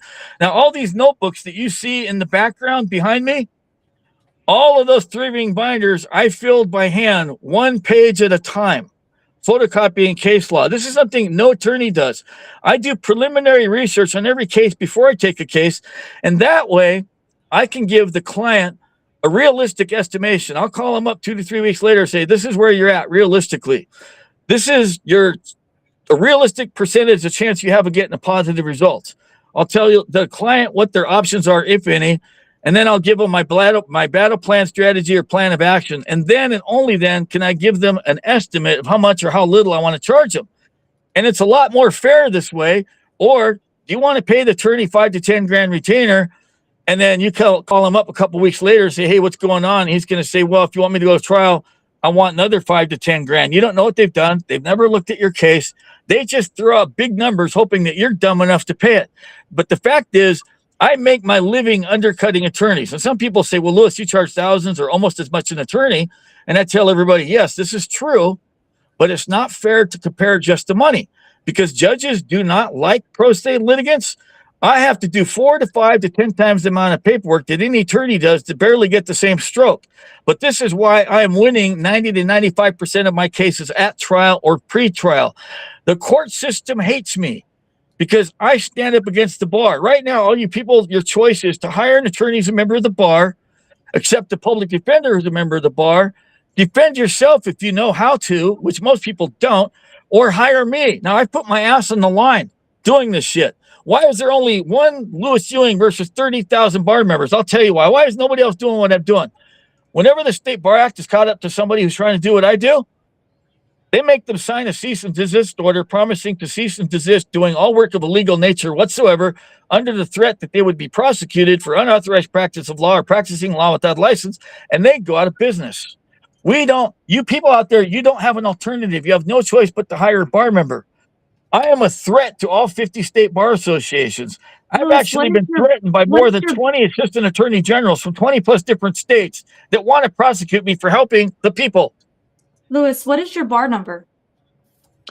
I haven't memorized it, but I've posted it on my Facebook before. Let me look that up. But right now, my dues have lapsed, so it's not going to make any difference. It's not going to show. But next week when I pay it, it's going to go right back up or they'll assign me a new number. And are you barred with the state? No, Or no. I was here. Okay, here's the thing. Here's you can look this up. Here's what allows me to practice. 2.48180 is the unauthorized practice of law statute. Okay, in Washington. Subsection 7 of 2.48180 specifically says, if other statutes, business rules, or regulations allows me to practice law, it's an affirmative defense to the charge of unauthorized practice of law. I out-debated Judge Dale Rammerman in 2004, the chief presiding judge of the King County Superior Courts, who traveled from downtown Seattle to Kent, Washington, to the Kent Regional Justice Center. Okay, he made the main presiding judge of that court, Terry Lucan, set aside because he had a plan to arrest me.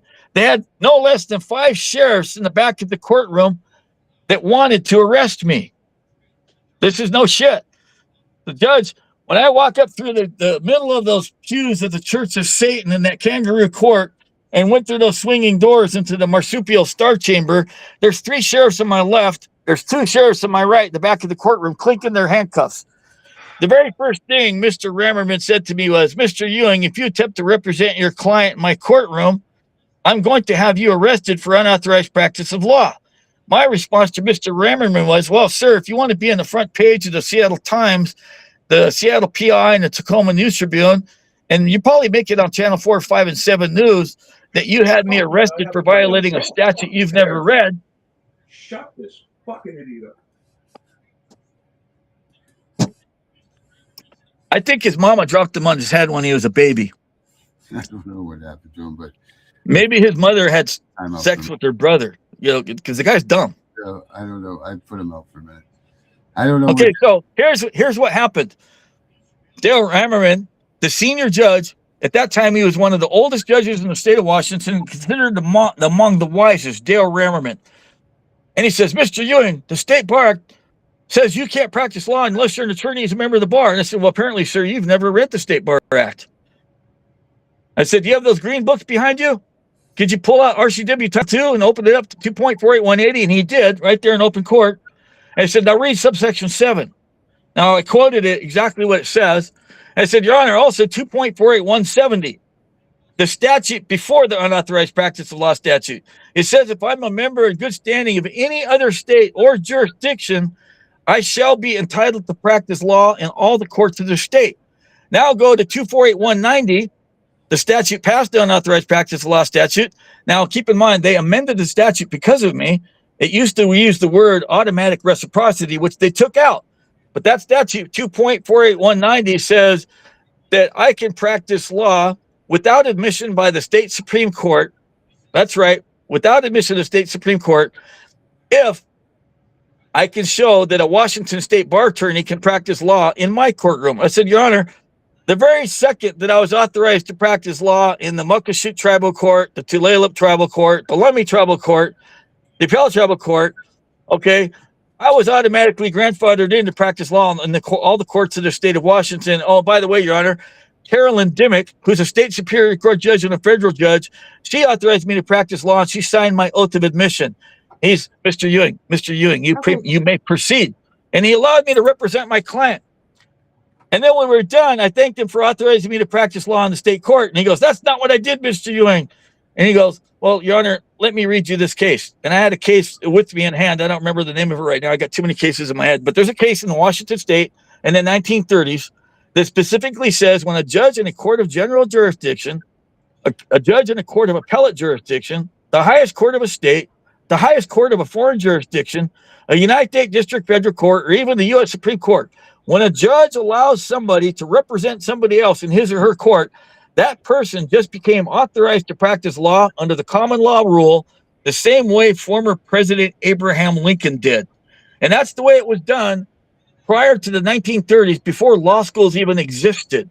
And let me tell you something. The judges across the state of Washington and across the United States, they're pissed off that somebody found the loophole to practice law. No, I'm not going to teach it to anybody, period.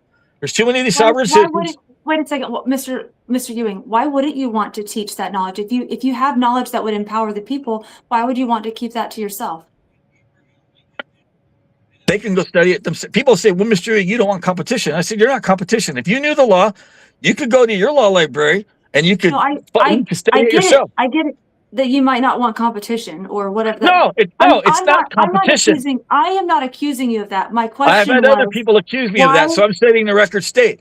Yeah, Why? and I'm Because not I don't accusing, want them. I'm I not don't want them accusing you of going. that. My question is, why would you not? If you have knowledge that is so powerful like that, and we have competent people that are able to represent themselves and others, why would you want to keep that to yourself and not empower the people in that way? Because you're not competent to represent other people. That's why. Whoa, I'm not. whoa, You know whoa. what? I won't. How about this? I'll put it right here that if you share this information with other competent people, because I'll admit that I'm not competent, according to you. I'm not competent. I'll give you my public word that I will not use whatever information that you're giving to go and represent other people. But there are other people that could do that. There's former attorneys that have been disbarred. Connie Regula, for instance, she could use that information and maybe she could go help some families. There's Scott Tyndall. He was disbarred for filing a RICO case in Birmingham, Alabama. If there's a way that some of these attorneys who are really decent attorneys, if they could go and do this and use this to help other people. You want to know why I would never help you want to know why I would have never help Connie Regula in a fucking million years? Sure. She used to work as a district attorney for Bill Clinton. She was part of the crew that drafted the 1997 Adoption for Safe Families Act. She's part of the crew that drafted this whole family Let's take court. Connie out of it. Fine. So we're not going to empower Connie Regula anyway. What about Scott Tyndall? What about some of these other attorneys? What about just people in general? Why would you keep knowledge that is so powerful to help abolish CPS, help get these children back out of abusive situations where they're being, oh, I don't know, molested and raped and sodomized every night? Why wouldn't you help empower those people to help save these children? I'm not going to open the door to a bunch of sovereign citizens to hang up a shingle to pretend to be a lawyer so they can go rip off your mother and brother and sister and falsely claim that they're a competent lawyer when they're not. So are you a sovereign citizen? No. And let me tell you what a sovereign citizen is. My definition of a sovereign citizen is the same as the police officers, the prosecutors, and the judges. A sovereign citizen, in my opinion, is a dumb fuck who thinks he knows the law. He's a fucking know-it-all. And when you see people online having trouble, they're the first one to answer them questions, and they give them a bunch of ridiculous advice like declare your status, perfect your status, don't spell your name in capital letters, the goldfinch flag. They give them a bunch of hokey arguments. And when I call these people out on the carpet and ask them, are you a sovereign citizen? The first thing they say to me is something really cute to prove how smart they are. And they tell me, well, Mr. Ewing, you can't be a sovereign and a citizen at the same time. That's an oxymoron. And I'm like, you just proved that you're a sovereign citizen. Okay, because guess what? You can't be a sovereign in this country because we don't own any land. The minute you stop paying property taxes, the government will come remove you from the land because it doesn't belong to you because you're not sovereign. Number two, we don't have any money that's backed by gold and silver. Okay, now number three, all the sovereigns say the United States is a corporation, and they like to say 18 U.S.C. 3002 subsection 16, and they say United States is a corporation. Well, Mr. Sovereign Citizen, you just said sovereign citizen is an oxymoron. You can't be both. You have to be one or the other, but you can't be both. I say you can be neither. Okay, so when they're saying you can be one or the other, that person just proved they're a fucking moron because you can't be a citizen of Kentucky Fried Chicken, Baskin Robbins, Popeyes, Safeway. So you can't be a citizen of the United States because it's a corporation. So guess what? That whole stuff about you, it's an oxymoron. You have to be one or the other, but not both. They don't know what they're talking about. They're just spouting off a bunch of nonsense. A sovereign citizen is a dumbass who thinks he knows it all. And I ask everybody, show me a case that you've ever won. You're giving somebody advice. You have no business. I tell everybody, you have no business giving somebody else advice unless you can show proof that you've won that argument for yourself. And Lewis, nobody's trying to take credit from the cases that you've won. I think that's where a little bit of this disconnect is coming from. We're not trying to take credit from you. People have done certain things and taken certain strategies and avenues that are different from other people, but that doesn't necessarily mean that they are wrong in that specific strategy. So if you've had wins and you've been able to help other people, that's amazing. I mean, it's honestly, and I mean that from the bottom of my heart. There's a couple more questions. So regarding your contract, and I know we got off here, but your consulting contract, it says that for large files, add $1,000 for each ream of paper.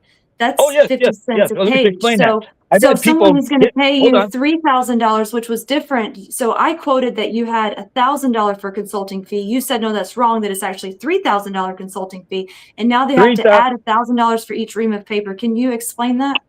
Okay, $3,750, $3,750. You're paying for 25, 30 plus years of legal knowledge first, whether it's 0 pages or 1 page. That covers up to the first 250 pages. Now, here's the problem. Okay, people agree to that. They send me the consulting fee. And next thing you know, I got 6 or 10 Baker boxes on my front porch. And I'm like, oh, no, no, no, no. I didn't agree to that. So I've set a rule. If they have more than 250 pages, I charge $1,000 per ream, which is every 500 pages for anything beyond the first 250 pages. And you know what? That's dirt dog cheap, because no attorney, no law firm is going to look at a ream for $1,000. No way. Not going to happen. So like my case, I mean, my case is, I think I paid 300. So my case is a little over 1,000 pages. So that's would be 2 reams of paper. So I would have, so in addition to the $3,750, I would also have to pay $2,000 for both of those reams of paper. So now you're entering into, I'm sorry, so really quick. So now you're entering into, and you said before that, you know, attorneys in your local area would charge anywhere from $5,000 to $10,000 for a retainer. Now we're approaching $5,750 just for you to be able to look over my case. And it sounds like, according to this, that you don't actually represent people. According to your consulting fee, you don't actually represent people. They must be willing and competent to represent themselves. You just help them with the strategy to represent. Is that correct? No, they don't have to be competent. Here's what I do. It's completely different than everybody else. Over the last 25 to 30 plus years, I've taken the best elements of an attorney and the best elements of a paralegal. I've combined them both and created a system and style of legal writing and presentation. An attorney couldn't do what I do. A paralegal can't do what I do. And so people who want to represent themselves, but they don't have the legal knowledge, they don't know how to do the legal research, they don't know how to do the legal writing, and they don't know how to present a case. I simplify all that. They don't have to be competent, because I get people that are dumb. Okay, I'll just straight up say it. I can send any dummy into court. And I'm not saying you're a dummy or all these other people are dummies, but I'm sending lay people into court. I got truck drivers, carpet layers, roofers, grocery clerks, real estate agents. I've even had university professors hire me to do my legal help. And I concentrate on writing a lot more. I do a lot more research and a lot better brief writing than any attorney out there. Judges are freaking out when somebody comes into their courtroom with one of my briefs filed. Okay, nobody wants to do the work that I'm doing here. I'll have no problem explaining to everybody, the whole world, the secret to my brief writing, because nobody wants to do the fucking work. Okay, for example, if I read 50 to 100 cases, I'll narrow it down to like the top half a dozen appellate cases, or just say 5, the top 5 appellate cases, the top 5 Supreme Court decision cases. Okay. Then I'm going to call up the client and say, I want you to purchase me copies of the whole court file. Okay. For these top 5 appellate cases. Now that could cost $50 to $100 to $200 or even $300 per case file. But keep in mind, somebody else paid $30,000, $40,000, $50,000 to get to the Court of Appeals of their state Supreme Court. And I'm getting their briefs for $200, $300. I'll also say, I want to order the complete court case file for the state Supreme Court of their state. Okay. So then what I do, out of those top 10 briefs, I'll pick the #1 best Supreme Court decision, and I'll take the published decision. This is the secret to my brief writing. Nobody wants to do it because A, it costs a lot of money for photocopying and printing, and B, it takes so much time to read all this stuff. Nobody wants to do all the reading. It takes too much for most people. So I'll highlight the most important quotes out of the published decision. Now, published decision might only be 2, 3, 4, 5 pages. This is where most pro se litigants lose their cases. Well, I cited this case and that case, and the judge denied my motion, and the judge is corrupt. No. The published decision is a pretty little story. The judges say, we're here to protect your rights, and these bad police officers, they violated your rights, so we're going to rule in the citizen's favor. State versus Ladson, best pretextual stop in the case of the state of Washington. Now, you order a copy of the court files, you're going to find 100, 150, 200 pages of briefing. And when you read that, you're going to see a whole bunch of cases and arguments that aren't in the published decision. Now you're going to go, oh, this is the real reason why the case won, and this is why I lost, because I only cited the quotes out of the published decision. Most people are too lazy. They're too cheap to do photocopying of the cases.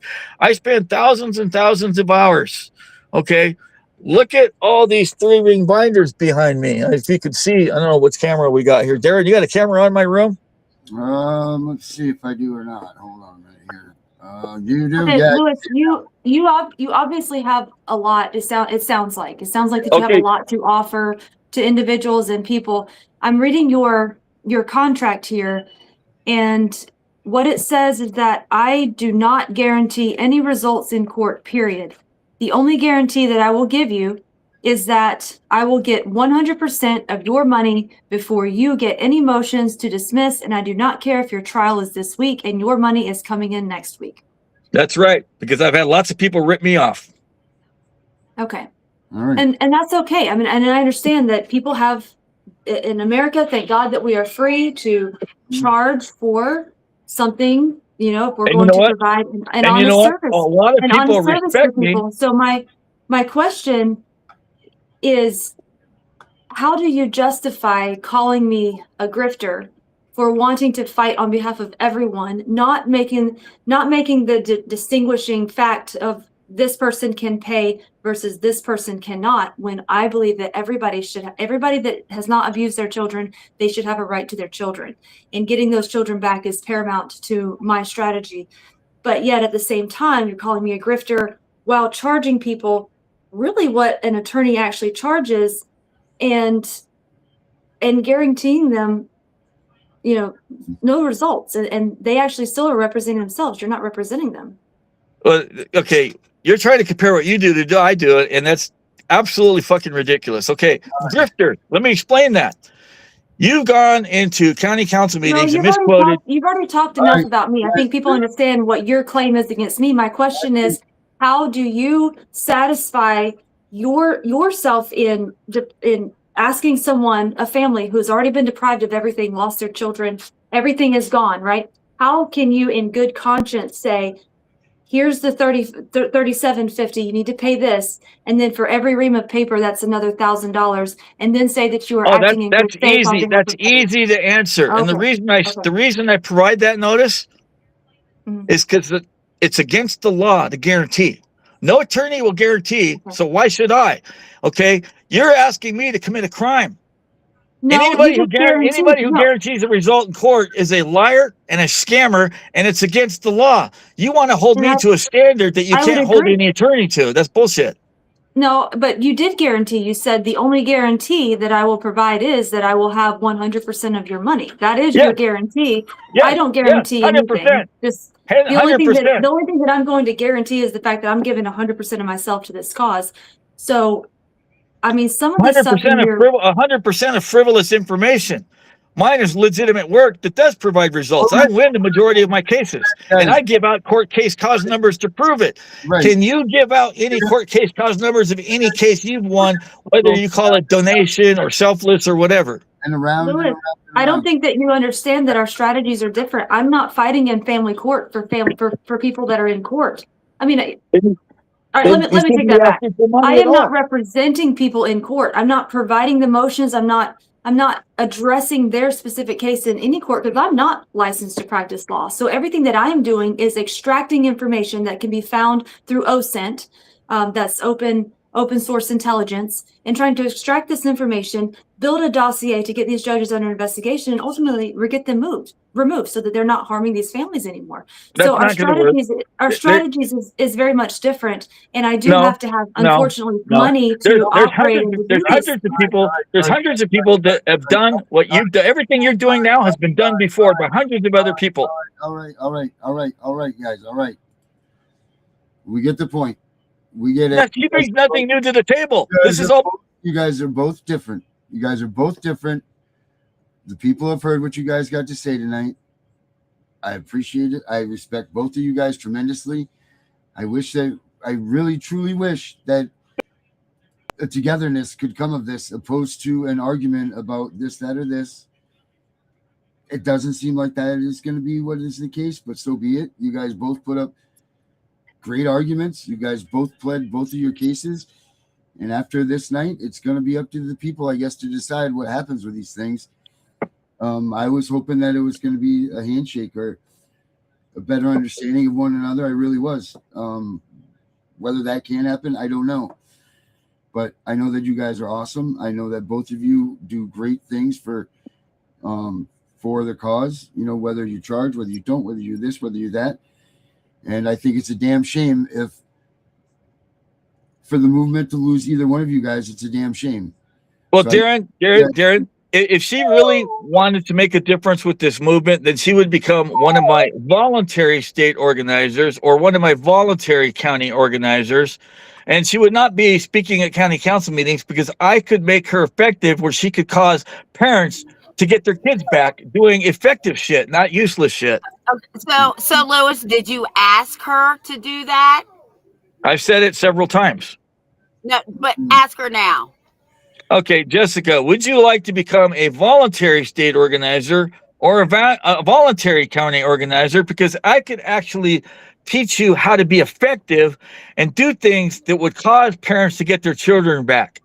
For real. Jessica, before you answer, remember, we're not enemies in this game. Like David said, we're all in the same, even though it's not focused on one certain thing. But I will tell David you. David Wiggle's a bad example. Wait. He's Lewis, cuckoo. Lewis, put him on mute. Jessica, I think it would be good. Honestly, you got to get past his ego. Because I'm telling you, he's just, sometimes you got to deal with assholes. And he can be an asshole. Just like I could be a bitch. You know, we're women. We know how we are. So I think you should think about it, even if that's all you say tonight. But the reason I asked him to ask you is because I think that he can use you and you can use him to further this movement. I can make her 100 times more. I can make her 100, maybe 1,000 times more effective.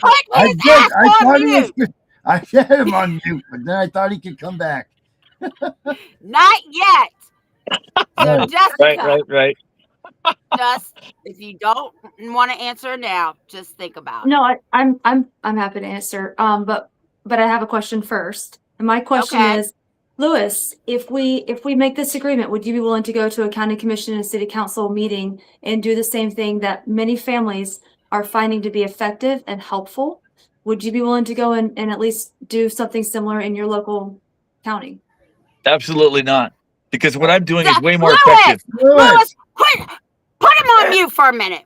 Lewis, listen to me. I like you. But you know what? Sometimes you got to give a little to get a little. Mm-hmm. You got to bend at some point. You ain't got to bend over. You ain't got to bend backwards. But you got to give a little to get a little, man. Listen to me. I've been doing this. I don't get into all that other shit you get into because that shit, I ain't got time. I got other shit to do. But listen, you have an ally. She just asked for you to do one thing. Can I unmute it? Yes. Effective, where she wouldn't be in the limelight, she wouldn't be in the cameras, she wouldn't be recording herself speaking at a council meeting, but she would actually be. All right. Here's where I'm going to believe that one. Lewis, just think about it, because I think that you really want to say yes to this. I just think. Of course he does. Of course he does. He just doesn't want to do it on the air. That's damn right. Hey, Jess, you did a great job. You did a great job. Thank you. Thank you for giving me this opportunity. I appreciate it a lot. You guys are always welcome here, and I think that we are going to see. I want to talk to her for a minute. Yeah, after Jess, the will show. you sit back for a moment? Sure. Yes. Thank you. All right, Lewis, thank you so much. Just guys. hold on, Jess. Just hold on. All right. Have a good night, everybody. Thank you for showing up. Thank you for showing us some support. This is what we got to do. We got to burn the bitch down.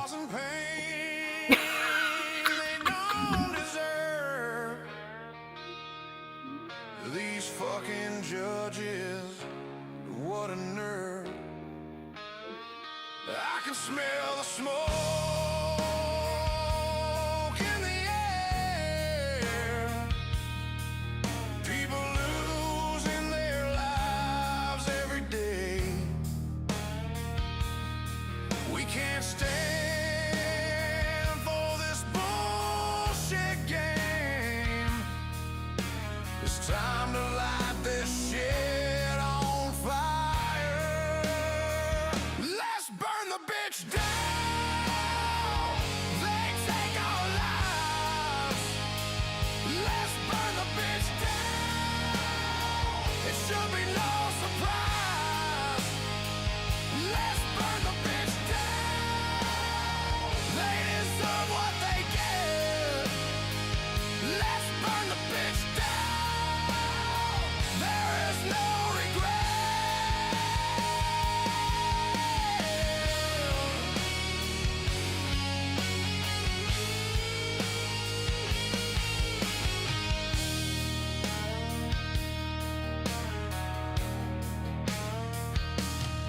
They're taking kids, ruining their future, making dads run scared through the fire.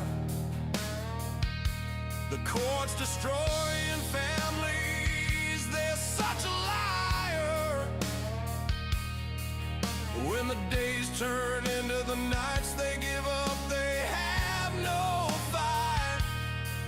When you break the man, you take his soul. When you take his child, consider yourself told. Let's burn the bitch down. They cause our pain. Let's burn the bitch down. We're not insane. Let's burn the bitch down. They had their chance. Let's burn the bitch down. We show our stance.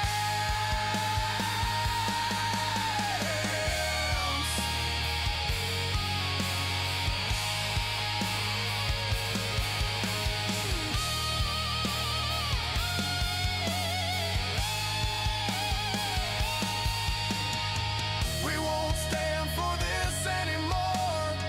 Here I am, let's settle the score. I don't wanna bust your balls. Your honor, you need to fall. You lie almost every day. Pissed off parents are on their way. You can get away with this anymore. Run scared when they pound on the door. You think this is a joke? You'll know better when you smell the smoke. We won't stand for this anymore. We are parents headed to war. Let's burn the bitch down. Whoa. Let's burn the bitch down. Whoa. Let's burn the bitch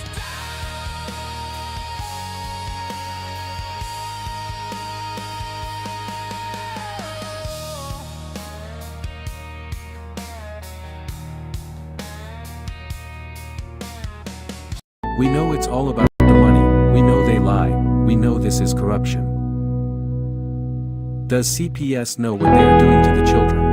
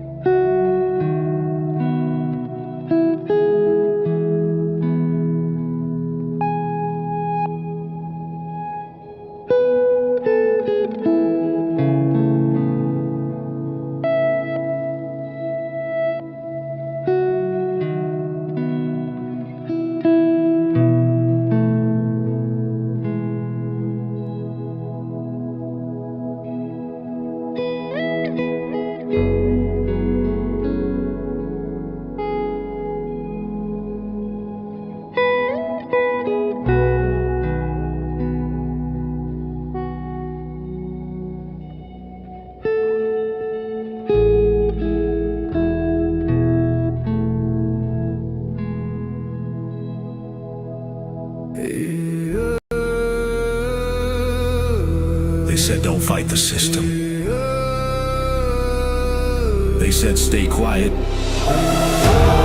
were wrong. Lock in. We are exposing what so many have failed to. We are going to show you what bar attorneys have hidden from all of us. Hundreds of thousands of children and twice that of parents have been lied to and walked down the road of termination. It's the death penalty. We're all of the protesters, the ones who fight for the rights of prisoners, dogs, illegal immigrants. Why aren't you coming to the aid of our children and families? Right here in America, every day a child per minute is kidnapped. And no one cares. We fight alone until today. CPS Punishers mount up. Here comes the CPS Punisher. Anonymous tip, another lie from one of them. No warrant, no proof, just a badge and a grin. Stealing kids like trophies, thinking they'll win. Mama crying on the porch, daddy in the cage. System wrote the script, but the CPS Punisher just flipped the page. The educator they banned, I see every violation, every forged line, every ex part hearing, every stolen time. One tap of the app and the truth ignites. Welcome to the CPS Punisher, now we can fight. CPS and the courts have lied to us all. The courts will not disgrace the family. CPS Punisher, here to avoid the chains and expose the game. CPS Punisher, the educator they never wanted you to find. Punisher, one tap and their empire cracks. We rise, we take our kids back.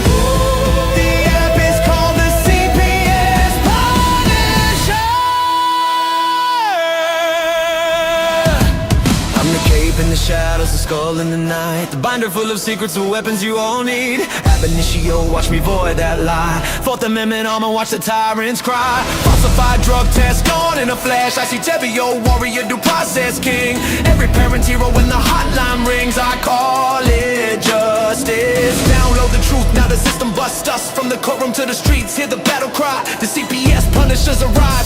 Kiss your bar asses goodbye. They tried to silence us. Now we're the loudest voice in the room.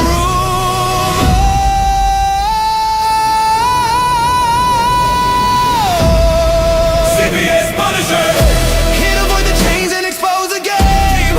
CPS Punisher, the educator they never wanted you to find. Punisher, the children never leave again. Punisher, families rise, we never look back.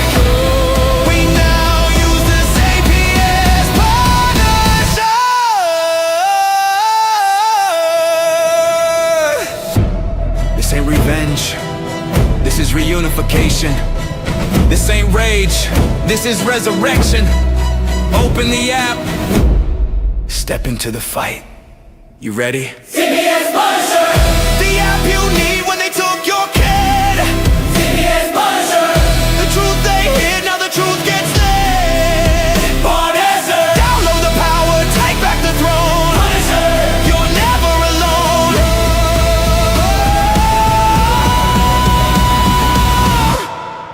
CPS Punisher. The educator they never wanted you to find. Void complete. Family restored. The bar is finished. The Constitution will prevail. Judges do what's right. Treason is your penalty.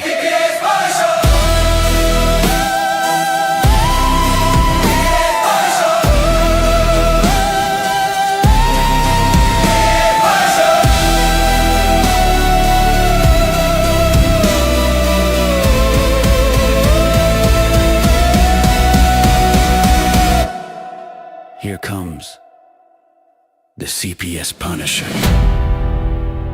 Imagine being a child who has been torn away from their security blanket, their parents, the ones who stopped the boogeyman from terrorizing the nights and curing their boo-boos when they scraped their knees. Now just imagine how they mightest feel when the CPS meant to protect them tears them away from their supposed abusers and places them with strangers who have zero comforting skills. They need to be calm. They are confused, lost, panicked, and needing their parents, but CPS took them away for the purpose of saving them. The kids don't even know why, and they are told that the parents they attach to no longer want them. What do you think that does? Do you think that this is how protecting children is supposed to look?